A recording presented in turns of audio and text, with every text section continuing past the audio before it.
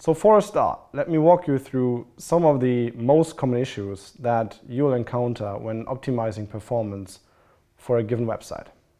It obviously really depends on the type of the site, on its setup, and on all the dependencies, as well as on the system used, on the back end, on the front end, etc. But you'll find lots of commonalities if you do, a couple of performance audits.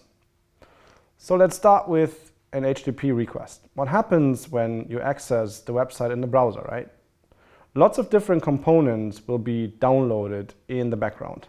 So that's, for example, images, that's CSS, that's JavaScript and others. The sheer amount of them has significantly increased over the years as websites have been gotten way more complex. So on average, we have 300 kilobytes of JavaScript code that is used on every single page, and up to 6 different CSS files per URL, which is really a lot. So the easiest way to fix it is to reduce the number of requests.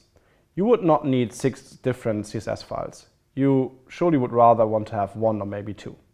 One of the common concepts which should be applied here is minification of files, which means kind of shrinking down your CSS files as well as JavaScript, for example.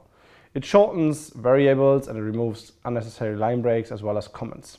You have to decide, do you really need to request the files when accessing the page, or can you do it in the background? Think about asynchronous requests and whether you could use them to benefit your performance.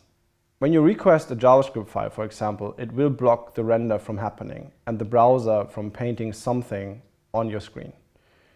You could tell the browser to process the JavaScript in the background. This is what we call asynchronous, but not wait for it to come back. So that is a concept that has been used by Google for their analytics, for example. The idea is to fire off the JavaScript, but not necessarily wait for it to come back. So remember, firstly, reduce the number of requests. Really try to make the remaining ones as small as possible. And then think about which ones you can actually do asynchronously to really prevent blocking the render. Let's talk about images now. Images are roughly 60% of all web traffic. The problem is that often images are not really well optimized. If you've ever taken an image out of Photoshop and just put it onto the web, I think you know what I'm talking about. These pictures have metadata, they are usually not properly compressed, and then sometimes they are even, the wrong file type. The general rule for images is to put them on what we call a proper diet. There are really great tools out there, like TinyPNG or TinyJPEG, where you can optimize your images for free and shave off all the unnecessary file size. However, JPEGs, GIFs, PNGs are not the most modern formats in the world.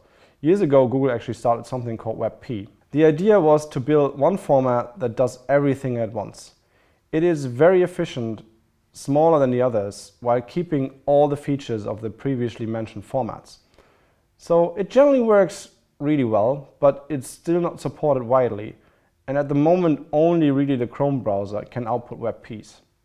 The workaround would be to use something like an image CDN, for example, Cloudinary. With Cloudinary, they create modern file types like WebP, but also JPEG XR for you, kind of in the background. They put them on the server, and then when someone is accessing your site, they try to understand if the device, so in this case that would be Chrome, would support WebP, and then kind of dynamically serve the new file or the new format.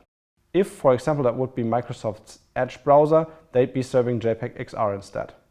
Image optimization, and in particular the modern formats, are a great and really helpful way if you have kind of an image-heavy website, like a photo gallery or product listing pages with lots of images on them.